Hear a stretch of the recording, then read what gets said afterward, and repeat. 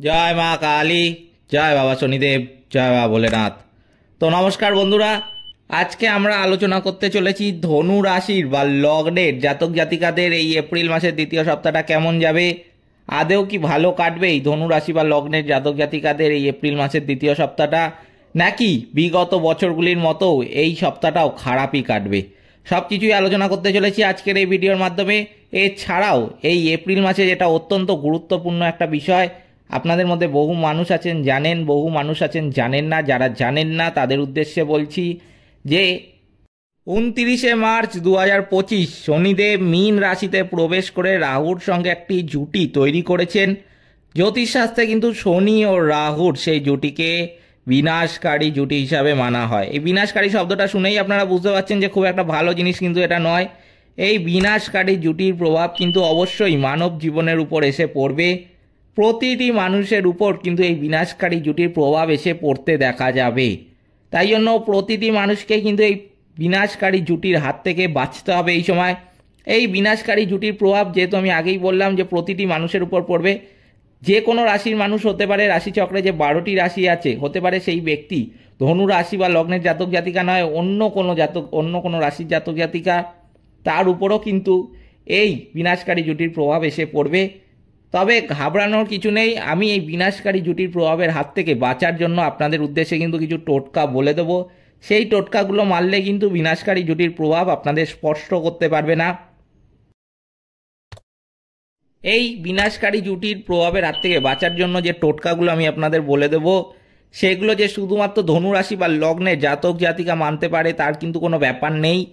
যে কোনো রাশির মানুষ কিন্তু এই বিনাশকারী জুটির প্রভাবের হাত থেকে বাঁচার টোটকাগুলো মানতে পারে। তাই জন্য আমি বলবো যে আপনারা যাদের প্রকৃতপক্ষে মঙ্গল কামনা করেন, আপনি যাদের ভালো চান, আপনার পরিবার, আত্মীয় স্বজন এবং বন্ধু বান্ধবদের সাথে, হতে পারে সেই ব্যক্তি অন্য কোনো রাশির, তবুও কিন্তু এই বিনাশকারী জুটির হাত থেকে বাঁচার টোটকাগুলো তাদের সাথে শেয়ার করে দেবেন। কারণ যেহেতু আমি আগেই বললাম যে এই বিনাশকারী জুটির প্রভাব কিন্তু প্রতিটি মানুষের এই সময় ক্ষতি করার চেষ্টা করবে।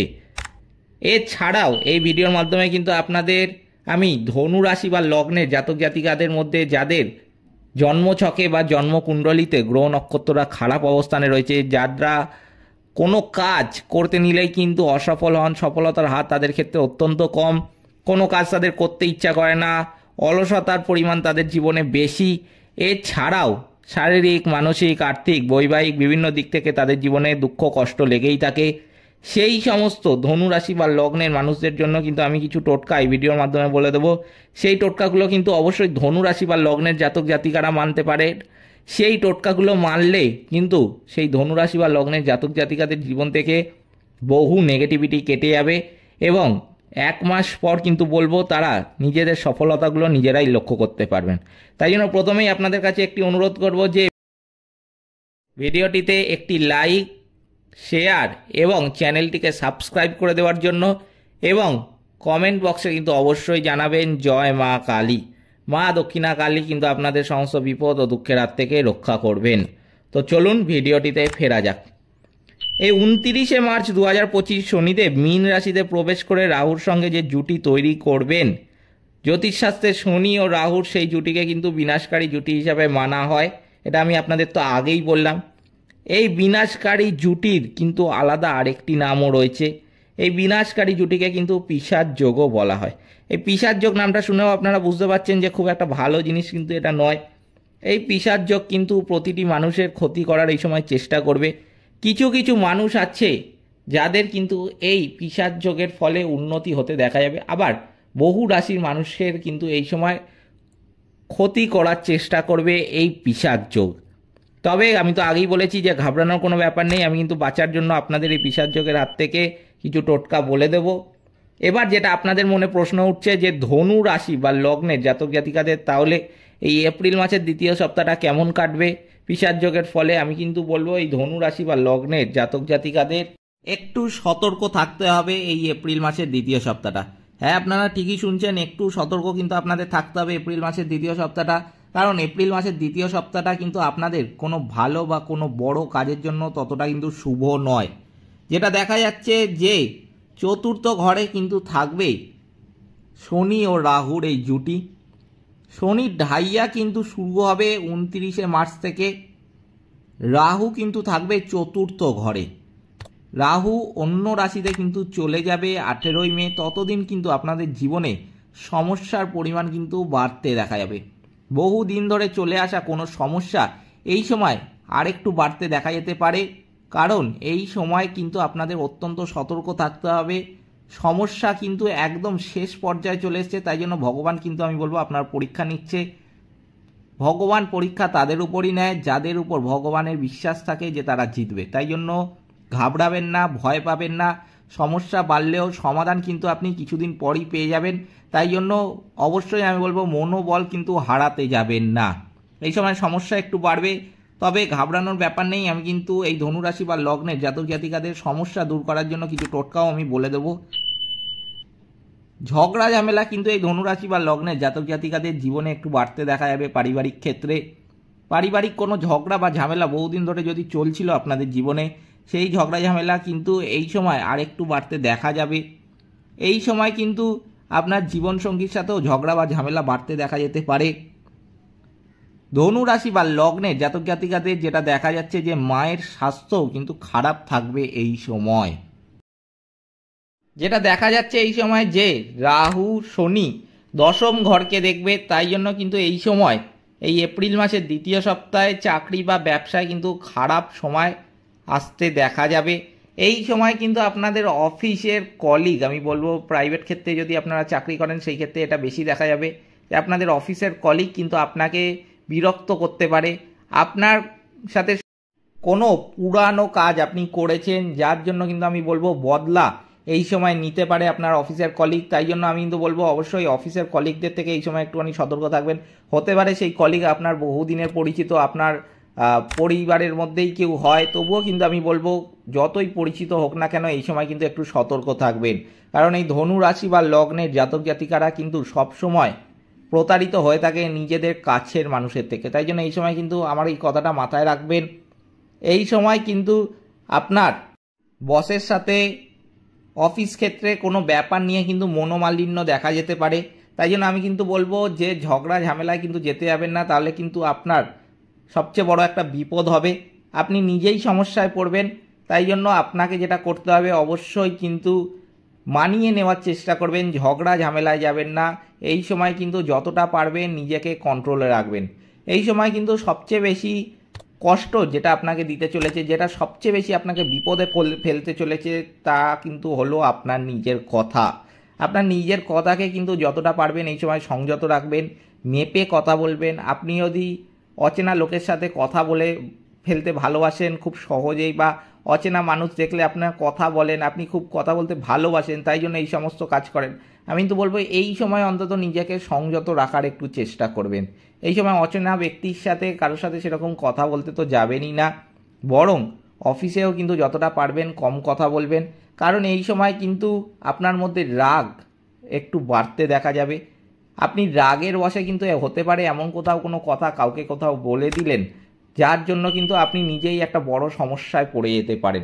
তাই জন্য যেটা দেখা যাচ্ছে যে অবশ্যই কিন্তু নিজের ভাষাকে সংযত রাখবেন, নিজের কথাকে কিন্তু অবশ্যই মেপে বলবেন।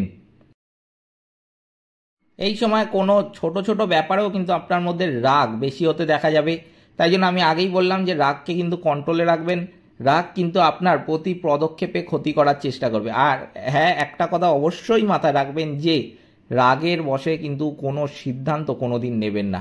আপনাদের মধ্যে বহু মানুষ আছেন যে রাগের বশে সিদ্ধান্ত আগে নিয়েছেন, তার জন্য কিন্তু আগামী দিনে আপনারা বিপদে পড়েছেন, সেটা আপনারা জানেন। আপনাদের মধ্যে অনেকেই এরকম আছেন। তাই জন্য কিন্তু অবশ্যই রাগের বশে কোনো সিদ্ধান্ত এই সময় কিন্তু নিতে যাবেন না। মাথা ঠান্ডা করে কোনো সিদ্ধান্ত নেবেন। আর সিদ্ধান্ত কিন্তু বিশেষ করে আমি বলবো আপনার জীবনের বা আপনার কেরিয়ারের কোনো বড় সিদ্ধান্ত এই সময় নিতে যাবেন না। কারণ এই এপ্রিল মাসের দ্বিতীয় সপ্তাহ কিন্তু আপনার এই সমস্ত কাজের জন্য একদমই শুভ নয়। যতটা পারবেন এই সমস্ত কাজ কিন্তু এই সপ্তাহে এড়িয়ে চলবেন। এরপরে আমি বলবো যে এই সময় যে সমস্ত ধনুরাশি বা লগ্নের জাতক জাতিকা আছেন, ব্যবসা করেন, আমি বলবো এই সময় আপনাদেরও কিন্তু অত্যন্ত সতর্ক থাকতে হবে। ব্যবসা ক্ষেত্রেও কিন্তু কোনো বড় সিদ্ধান্ত এই সময় নিতে যাবেন না। ব্যবসার জন্য কোনো ধার বা লোন কোনো সংস্থা বা কারোর কাছ থেকে কিন্তু এই সময় নিতে যাবেন না। এই সময় কোনো দোকান ব্যবসার জন্য আপনি কিনবেন বলে ভেবেছিলেন বহুদিন ধরে, কিংবা ব্যবসার জন্য কোনো দোকান আপনি ভাড়া নিয়েছেন সেটাকে শুরু করতে পারছিলেন না কোনো কারণের জন্য, আমি কিন্তু বলবো এই সমস্ত কাজও এই সময় করতে যাবেন না। আর বহু মানুষ আছেন আপনাদের মধ্যে যে ভাবছিলেন এই এপ্রিল মাসের দ্বিতীয় সপ্তাহে ব্যবসা শুরু করব নতুন করে, আমি কিন্তু বলবো সেই সমস্ত কাজের জন্য কিন্তু এই এপ্রিল মাসের দ্বিতীয় সপ্তাহটা একদমই ভালো না। তাই জন্য এপ্রিল মাসের দ্বিতীয় সপ্তাহে কিন্তু কোনো শুভ কাজই করতে যাবেন না আপনারা। যেটা দেখা যাচ্ছে যে এই সময় বৃহস্পতি ষষ্ঠ ঘরে থাকবে, তাই শত্রুর সংখ্যা কিন্তু এক্ষেত্রে আপনাদের অনেকটাই কমতে দেখা যাবে। বহু পুরানো শত্রু কিন্তু আপনাদের সাথে এই সময় মিত্রতার সম্পর্ক স্থাপন করতে চাইবে। তবে আমি কিন্তু যেটা প্রথমেই বললাম যে অফিসের কলিগদের থেকে কিন্তু এই সময় একটু সাবধানে থাকবেন, কারণ এই সময় কিন্তু আপনাদের কলিগের সাথে বেশি কথা বলা বা বেশি কোনো গভীর সম্পর্ক স্থাপন করা কিন্তু একদমই শুভ নয়। তাই জন্য এই কথাটা যেরকম প্রথমে বলেছিলাম এটা কিন্তু অবশ্যই মাথায় রাখবেন। এরপর আমি বলবো সেই সমস্ত ধনুরাশি বা লগ্নের জাতক জাতিকাদের উদ্দেশ্যে কিছু টোটকা। যেই সমস্ত ধনুরাশি বা লগ্নের জাতক জাতিকাদের জীবনে সমস্যার পরিমাণটা বেশি, সমস্যা তাদেরকে ছেড়ে যেতে চায় না, জীবনে সমস্যার পর সমস্যা তাদের জীবনে লেগেই থাকে, এছাড়াও তাদের কোনো কাজ করতে ইচ্ছা করে না, অলসতার পরিমাণ বেশি, এবং সবচেয়ে বড় যেটা ব্যাপার যে তাদের জীবনে কিন্তু সমস্যার কোনো নির্দিষ্ট সময় নেই যে এই সময় থেকে এই সময় পর্যন্ত তাদের জীবনে সমস্যা বেশি ছিল, তাদের সময়টা খারাপ গেছে, এরকম কিন্তু কোনো ব্যাপার নেই। তাদের জীবনে কিন্তু সমস্যা বেশিরভাগ সময় লেগেই থাকে। সেই সমস্ত ধনুরাশি বা লগ্নের জাতক জাতিকাদের উদ্দেশ্যে কিন্তু আমি কিছু টোটকা এখন বলে দিচ্ছি। সেই টোটকাগুলো যদি আপনারা মানেন তাহলে কিন্তু আপনাদের জীবন এক মাস পর সম্পূর্ণরূপে বদলে যাবে। তো কী কী করতে হবে আপনাদের বলছি আমি এক এক করে, আপনারা লিখেও রাখতে পারেন কিংবা মনেও রাখতে পারেন, আপনাদের ইচ্ছা। প্রথমে যেটা করতে হবে এই সময় হনুমান চল্লিশা কিন্তু অবশ্যই পাঠ করবেন। প্রতি মঙ্গলবার হনুমান মন্দিরে গিয়ে ঘিয়ের প্রদীপ কিন্তু জ্বালাবেন। পশু পাখিদের সামর্থ্য মতো কিন্তু খাওয়ানোর চেষ্টা করবেন, কারণ পশু পাখিকে খাওয়ালে কিন্তু শনিদেব তুষ্ট হন। শনিদেব তুষ্ট হলে তবেই কিন্তু শনিদেবের আশীর্বাদ আপনি সহজেই লাভ করতে পারবেন এবং শনিদেবের নেগেটিভিটিগুলো আপনাদের জীবন থেকে কেটে যাবে। শনিদেবের আশীর্বাদ লাভ করার জন্য অবশ্যই তাই জন্য আপনাদের পশু পাখিদের খাওয়াতে হবে। আপনি কাক, কুকুর, গরু, বিড়াল এদেরকে কিন্তু খাওয়াতে পারেন। আপনি দৈনন্দিন জীবনে যদি প্রতিদিন দুবেলা করে খাবার খাওয়াতে পারেন এদের অত্যন্ত শুভ হয় আপনাদের জন্য। যদি আপনার সামর্থ্য না হয় আমি সেক্ষেত্রে বলবো একবেলা খাবার খাওয়ান। পুরোটাই কিন্তু নির্ভর করছে আপনার সামর্থ্যের উপর। তাই জন্য আমি বলবো যে যতটা সামর্থ্য সেই বুঝে কিন্তু খাবার খাওয়াবেন। এক্ষেত্রে মাথায় রাখবেন কিন্তু বহু মানুষ আছেন আপনাদের যে নেগেটিভিটি কাটানোর জন্য দূর থেকে কোনো মতে যেভাবে হোক একটা খেতে দিয়ে চলে গেল। আমি বলছি কিন্তু দুচ্ছাই মানসিকতা নিয়ে কিন্তু খাওয়াতে যাবেন না এদের, তাহলে কিন্তু কোনো লাভের লাভ হবে না। যতটা খাওয়াবেন আপনার সামর্থ্য মতো ততটাই যেন আপনি মন থেকে খাওয়ান, ভালোবেসে খাওয়ান। এই কথাটা কিন্তু আমার মাথায় রাখবেন, ভালোবেসে মন থেকে খাওয়াবেন, ভগবান কিন্তু আপনাদের উপর তুষ্ট হবেন। এরপর যেটা করতে হবে যে মানি ব্যাগে কিন্তু একটা অবশ্যই দারচিনির কাঠি রেখে দিতে পারেন, এতে কিন্তু কোনোদিনও আপনাদের অর্থাভাব আসতে দেখা যাবে না। মানি ব্যাগে একটা রেখে দেবেন একটা ছোট্ট দারচিনির কাঠি। আপনার বিছানার ওপর ময়ূর পালক কিন্তু একটা রেখে দিতে পারেন, এতেও কিন্তু বহু নেগেটিভিটির হাত থেকে আপনারা রক্ষা পাবেন। এইগুলো মানতে কিন্তু হবে ধনুরাশি বা লগ্নের জাতক জাতিকাদের জীবন থেকে নেগেটিভিটি কাটানোর জন্য।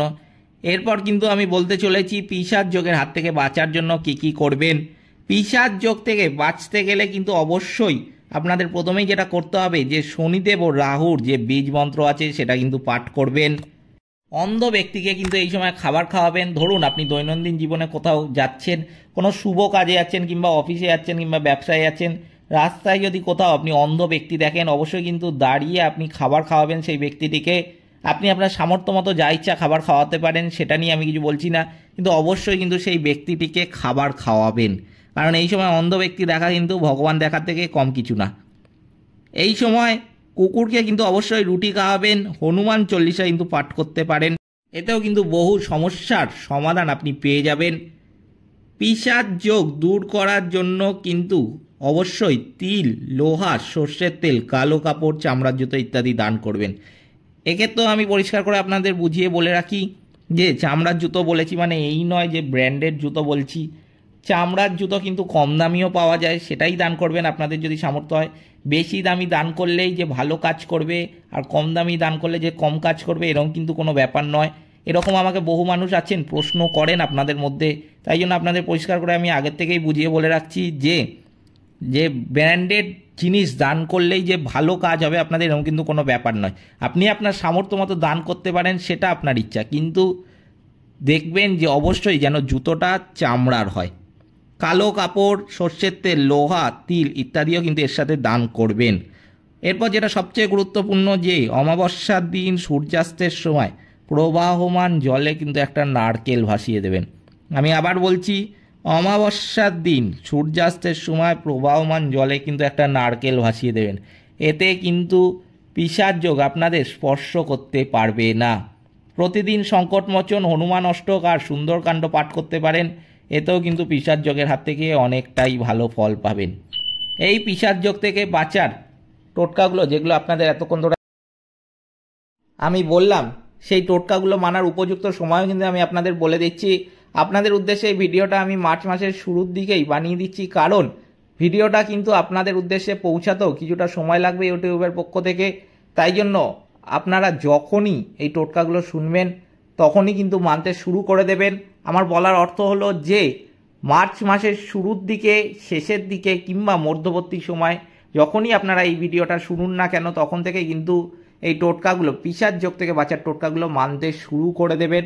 এপ্রিল মাসের শুরুতে তো আপনাদের মানতেই হবে, কিন্তু আমার বলার অর্থ যে যত দ্রুত আপনারা মানতে পারবেন তত দ্রুত কিন্তু ফল ভালো পাবেন আপনারা, এবং এই পিশাচ যোগ কিন্তু আপনাদের স্পর্শ করতে পারবে না।